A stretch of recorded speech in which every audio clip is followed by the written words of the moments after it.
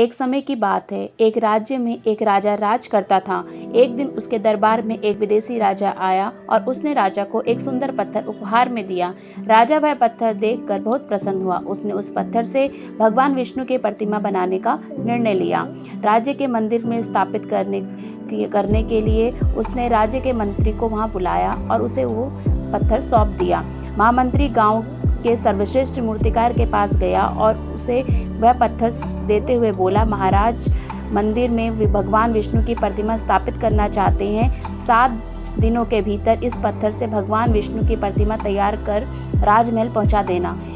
इसके लिए तुम्हें 50 स्वर्ण मुद्राएं दी जाएंगी। स्वर्ण मुद्राओं का नाम सुनकर मूर्तिकार खुश हो गया और महामंत्री के जाने के उपरांत उसने निर्माण कार्य शुरू कर दिया। अपने औजारों में से वह एक हथौड़ा लिया और पत्थर को तोड़ने के लिए वह हथौड़े को बार बार मारने लगा, किंतु पत्थर बिल्कुल भी नहीं टूटा। 50 बार वार करने के उपरांत मूर्तिकार ने अंतिम बार प्रयास करने के उद्देश्य से हथौड़ा उठाया, किंतु यह सोचकर हथौड़े का प्रहार पहले ही रोक दिया कि इस बार भी नहीं टूटेगा। वह पत्थर लेकर वापस महामंत्री के पास गया और उसने यह पत्थर वापस दे दिया। इस पत्थर को तोड़ना नामुमकिन है, इसीलिए उसने भगवान विष्णु की प्रतिमा नहीं बन पाएगी। महामंत्री को राजा का आदेश हर स्थिति में पूरा करना था, इसीलिए उन्होंने भगवान विष्णु की प्रतिमा निर्मित करने के लिए गांव के एक साधारण से मूर्तिकार को सौंप दिया।